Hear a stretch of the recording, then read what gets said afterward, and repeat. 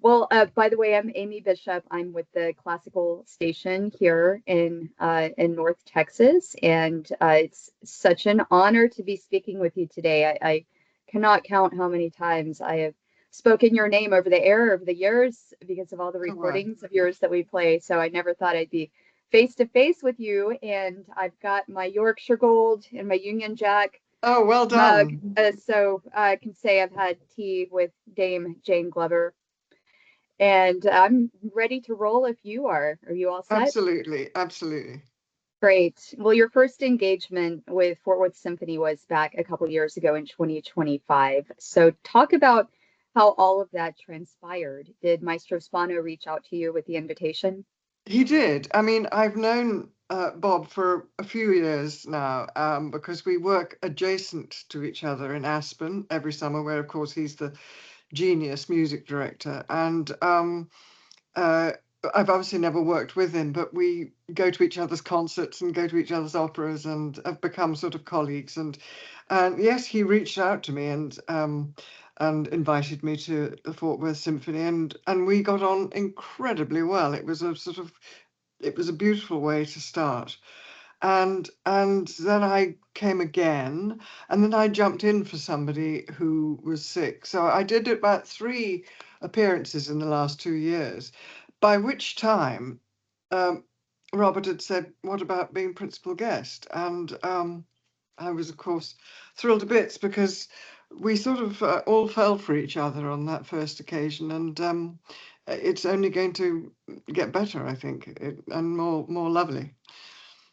You've conducted orchestras on nearly every continent, including countless cities here in the US, but Fort Worth really is a unique and a very rare gem, and it's, the city of cowboys and culture, as they say. What were you expecting when you first came to visit, and what have been some surprises along the way, if any? Well, I knew nothing about Fort Worth, I confess, except, of course, that they play for the symphony play for the Van Cliburn competition, and for which they're very well known. And I knew that they had a wonderful hall, which indeed they do, the Bass Hall, and that's about all I knew. Uh, the what has thrilled me, I mean, quite apart from the warmth of the orchestra, the talent of the orchestra, the musicians generally, as a bunch who seem not just to welcome strangers, but to like each other, which is such an important part of making music together. I mean, it's not essential. We all know many stories about musicians who can't stand each other, who make wonderful music together. But when you like people, or even better, love them, it's even better and better and better. So that I was thrilled by, the warmth of the reception generally. And then in the city, of course, I mean, the art gallery, the Kimball, it's just phenomenal. And I haven't been there enough, but I shall make sure I go there every time. It's nice and small. One doesn't have to, you do get in big galleries like the Art Institute here in Chicago, or indeed the National Gallery in London. You sort of feel a bit overwhelmed by it, which you don't in the Kimball, because it's very manageable. On the other hand, one does want to linger in front of everything because they seem to have got one of absolutely everything you want to look at.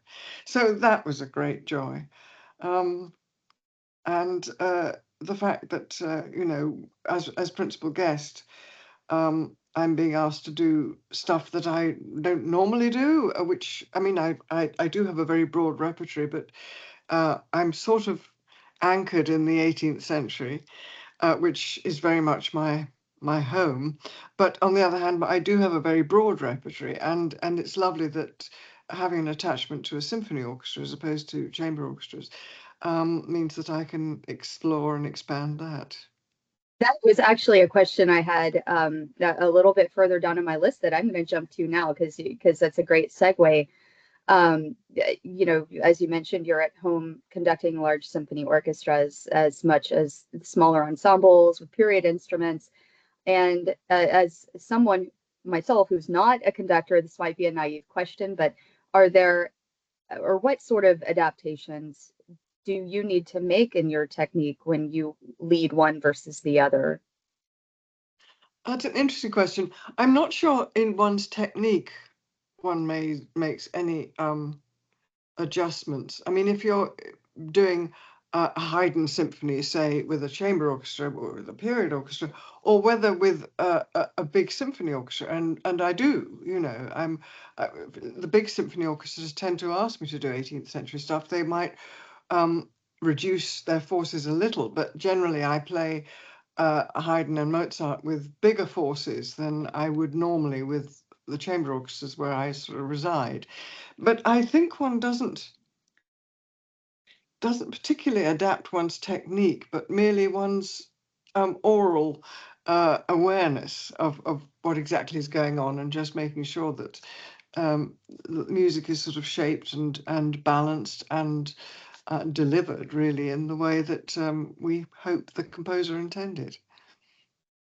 I know the Mahler symphony that's on the program is described as a child's vision of heaven, and it had a rocky beginning when it premiered in 1901, but as is so often the case, there's like an incubation period for these masterworks for them to eventually become beloved by the general public. And what do you think brought the public to kind of come around and appreciate the work today?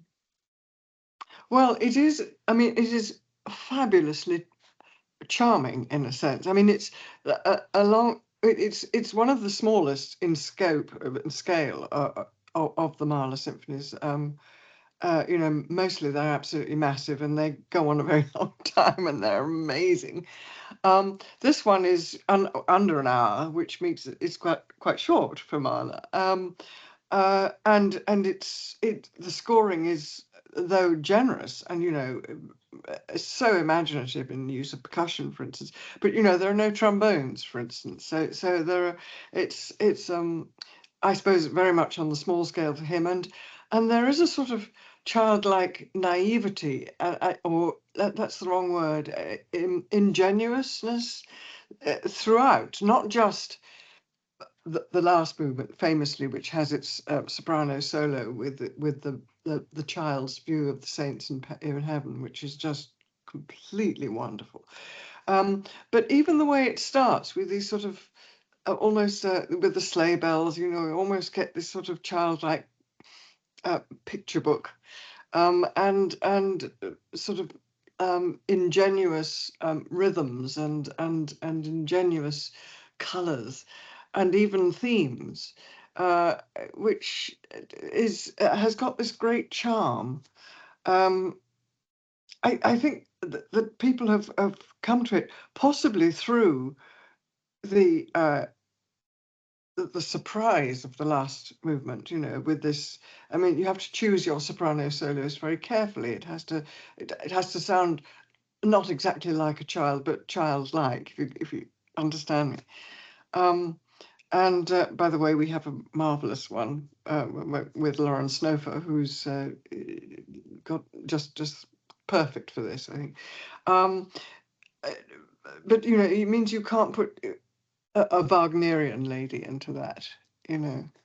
Um, but you know, it is just such engaging music too. One is swept along in all movements, and then of course the third movement, the slow movement, is gorgeous, and it's less childlike. It's very profound, but you cannot but be enthralled by it, and which leads then seamlessly into the child's view of the angels and You saints. worked with, have you worked with this soprano previously? Yes, quite a bit, actually. I know her well. I've done opera with her and I've done oratorio with her, and she's quite local, I think. I think she lives in Texas, and or did, and she's extremely good and perfect for this. You And mentioned also perfect for the Mozart, by the way, because she's also going to sing yeah, Exultate Jubilate. that's yes, and that was I was about to jump into asking about, obviously you mentioned you love 18th century music, and you definitely have a specialty with Mozart. So talk a bit about why you enjoy conducting these two Mozart pieces, the Exultate and then the Piano Concerto number 27. Well, I mean, uh, in that we were doing the Mahler, which was the first thing I asked if I could do, on my first program, because uh, I will own up, this is a first for me to do this symphony, and I thought, I've got this marvelous symphony orchestra, and I've longed to do this symphony all my life. I have done it, but there are these chamber versions of quite a lot of Mahler. Some of the reductions were done by Schoenberg. The one of Mahler 4 actually was not done by him, but they're extremely good. And I've done all of those. Das Lied von der Erde, the Rückert and the Fourth Symphony. They're all exist in sort of extraordinary and very powerful arrangements for sort of 14 instruments. And so I've sort of navigated my way through the piece, but I've always longed to do the the full version of all of them actually, but certainly of the Fourth Symphony. I've done the Rückert since in big, um, but so then I thought, well, we've got a soprano. Let's do Exultate Jubilate, and those voices would be very the right for each piece, because after all, he wrote Exultate Jubilate actually for a castrato, so it has to have that sort of clarity of color. So again, you don't want a Wagnerian in there, and then, well, Mozart is, I think, what I'm most known for, as you say, and you can't ever go wrong with the Mozart Piano Concerto. And my dear friend Imogen Cooper is coming to join us for the final Piano Concerto. I mean, whichever one she had chosen, we would have been happy, I think. They're all very special. They're all the best of him, and that's saying something. Because of course he wrote them mainly for himself, and uh, I've done them all quite a lot, and I think Imogen and I have done 595 together a few times, and can't wait to do it again. So this is going to be like a reunion among some friends with you and Indeed, Warren and well, Imogen yes, and Robert. indeed. I love to work with people. I mean, I'm always happy to work with new people, but it's always very nice to be in a position to say can you invite my dear friend Imogen Cooper? And they were very happy to do so.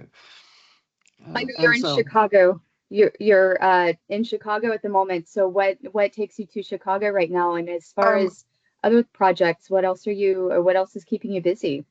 well, I've just finished a lovely week of all Mozart actually with the Cincinnati Symphony up the road, over the road. And I've come here to Chicago for the gala this weekend of Music of the Baroque, which is the organization of which I've been music director for nearly a quarter of a century. Um, my 25th season is coming up very soon. And another organization I love, it's not a period instrument orchestra, it's a modern instrument orchestra, but it's fabulous, and we do specialize in music of the 17th and 18th centuries. And this is our gala weekend, so I'm here for that. Any other recordings or projects in the pipeline, things that are further down the road that you're thinking of Uh, working on? Recordings are well, all sorts of things are possible. With Music of the Baroque, we record everything, and issue a lot of it sort of for private consumption among our own supporters. But we did recently record Handel's Jephthah. In fact, Lauren was on that, and it's been extremely well received. It was just released about a few months ago, and I think probably we've got more of those big Handel oratorios in the pipeline, but I can't be specific. Uh, Do you ever get much downtime? I mean, what do you like to do when you're not traveling? Are you always working, or is Is work is music just your life 24/7? I wouldn't say 24/7, but probably 12 months of the year, yes. But not every day of those 12 months. And I have to say that at my great age, I am amazed that I'm still working as hard as I am and with such joy, actually. I feel incredibly lucky to do what I do and where I do it because I'm still incredibly active. Um, but it is important to have downtime. Otherwise, well, quite apart from the fact that at my great age, you can't keep going the way one could when one was 20 years younger, let alone 40 years younger. But because We I have to mean, recharge our batteries, you just as do, a and I battery mean, recharge. I have now, this year actually is my 50th anniversary in the profession, which is sort of amazing. And so, yes, I have to recharge my batteries, and sometimes it's just, particularly because I'm on the road so much, it's just very nice to be at home with friends and family.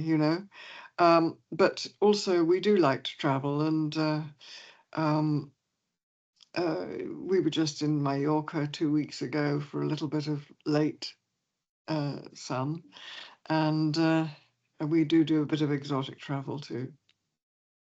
But and all that does charge the battery. We had an amazing holiday to Egypt at the beginning of the year, which just blew our minds.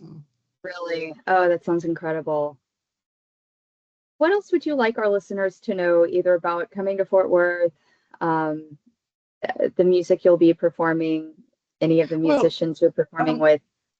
I think you know this we've talked about this concert. My second set of concerts this season is Britten and Beethoven and Haydn, which again is sort of who I am. I mean, because again it takes me into the 20th century with Benjamin Britten, who is, in fact, and perhaps we can talk about that nearer the time. I mean, he was actually very important to me uh, Yeah, growing up, and I perform his music as often as I can, and of course the sea interludes from Peter Grimes are just amazing concert music.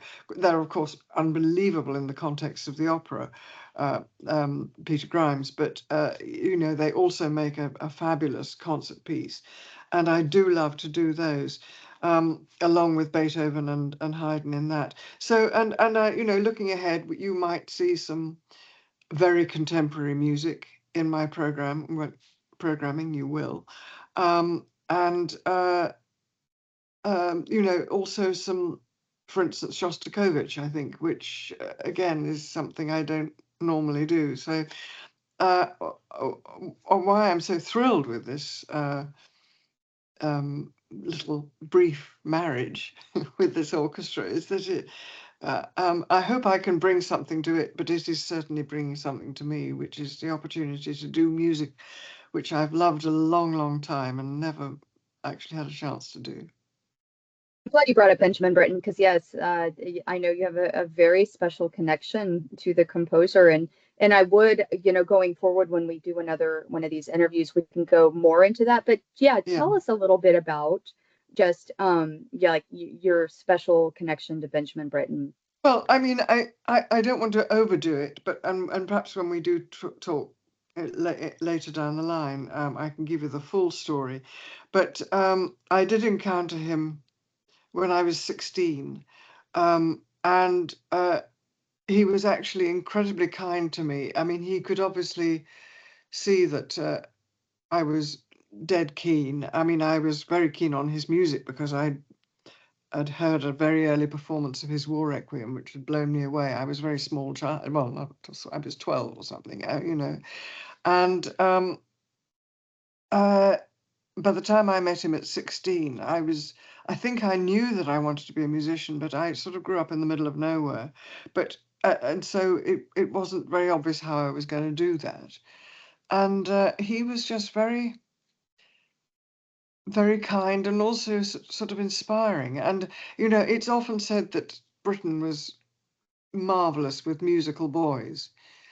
well, he was wonderful with this musical girl too, who showed sort of. I mean, he invited me to his festival to be an apprentice, for instance, in Aldeburgh. He continued to correspond with me and indeed my parents.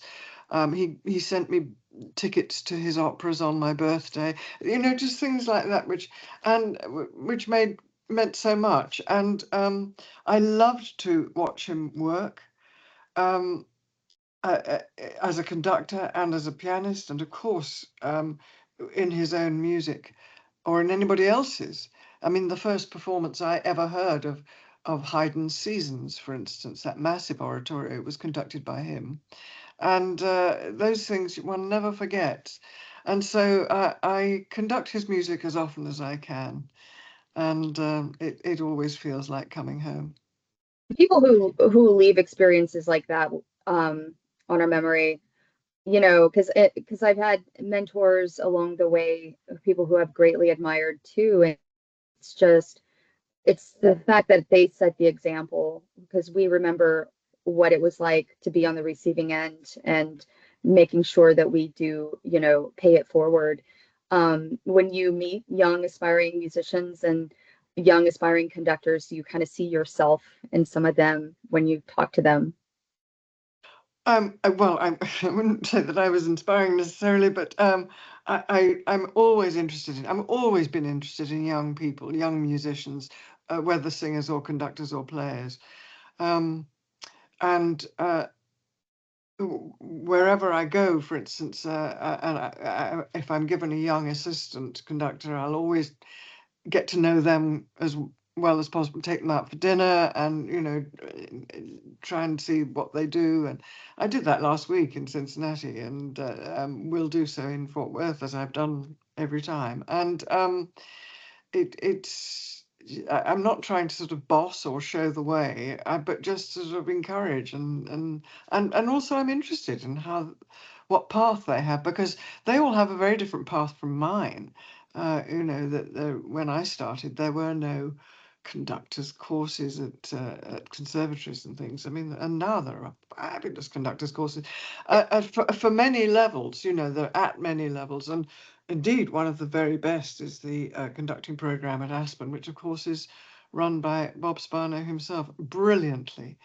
Brilliantly. God, I wish I could do that. Every year I say to him, please, can I come and do this? But he just shut up and just teach a class. um, yeah, I mean, he is a great mentor with young people, I would say. I'm sure you've noticed that. Oh, yeah, yeah. And, I just remember when the word came out that he was taking the post with Fort Worth Symphony Orchestra. I mean, it was like the talk of the town. It's like people were like, have you heard? It was, because he doesn't just have the reputation of, and that's someone else whose recordings I've been playing forever. It's someone who, not only does he have the reputation for being just such a great conductor, but just a great human, just a wonderful Yes, personality, he just so is. vibrant. And I respect him enormously as a conductor and as a musician. And I mean, he knows so much. And I would turn to him for advice on many things. And I think we have a very lovely relationship, actually, and I treasure it. It's been a pleasure to talk to you today. Thank you for carving out some time out of a busy day, and we really look forward to giving you just a big Texas welcome when you return to Fort Worth next month. Thank you so much. And perhaps I'll meet you in I person hope at some point. so. I hope Yes. so. Yes, I would love to get a selfie and shake your hand and say hello. Okay. All Okay, right, Amy. take Thank you care. so much. All the Bye bye. best. Bye bye.